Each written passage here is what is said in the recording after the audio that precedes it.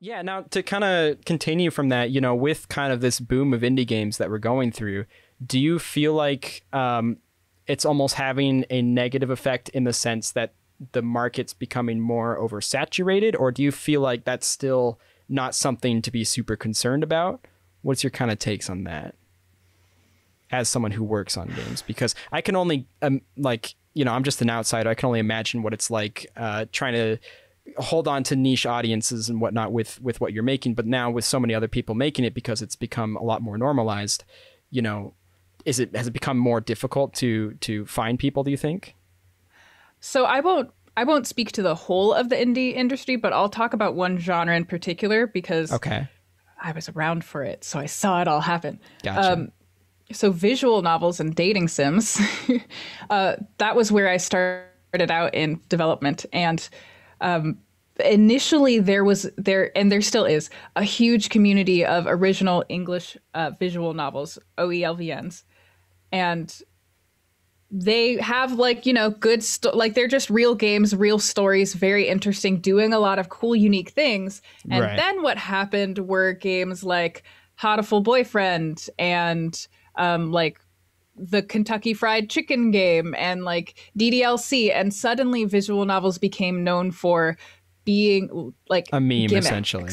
Yeah. There was a huge influx of people into visual novels after Hatoful Boyfriend, because they all thought that visual novels were get rich quick streams as long as you had a zany weird in. So a bunch of just all over the place kind of games came out. And now visual novels are known for those. Visual novels are known as joke gag games. They're not known as serious, artistic or fun games to play in their own right. They're games that you play for a laugh on a stream or something.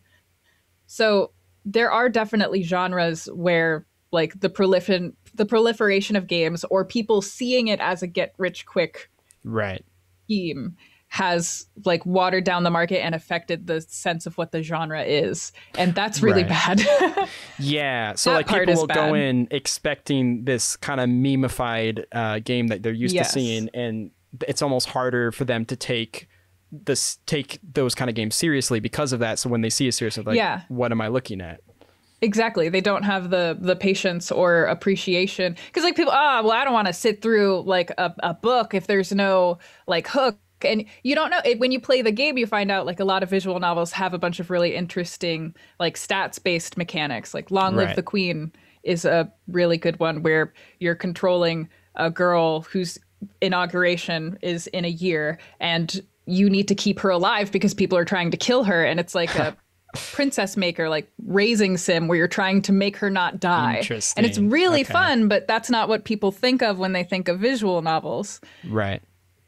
So now, that's the kind of flooding of the indie industry that frustrates me. Do you think there's a flip side to it, that because people are now interested in this Hatoful Boyfriend kind of stuff, do you feel like ultimately it might have helped it more because those games are now people now know what a visual novel is, right? I feel like there's a time where people wouldn't really understand what that term is, most people. Do you think the positives outweigh the negatives, or ultimately do you think it's just kind of hurting the genre in a way?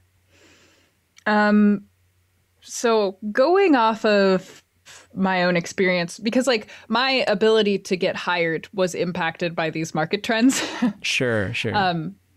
Going off of that, I would say that it's not actually Hatoful Boyfriend and that kind of thing that ended up pulling visual novels back into awareness as a real game. It was games like Arcade Spirits and Dream Daddy, games like that that made people realize what visual novels were instead of just dating sims. So for the period of time in between when people were visual novels can be other things and visual novels are chaos, for that period of time, it was very bleak. It was extremely bleak. Hey there. You just watched a clip from my creative podcast. If you'd like to check out the full episode as well as other episodes as soon as they come out, you can support me over on Patreon for the $3 tier, or you can just subscribe here and wait for clips and podcast episodes to come out eventually.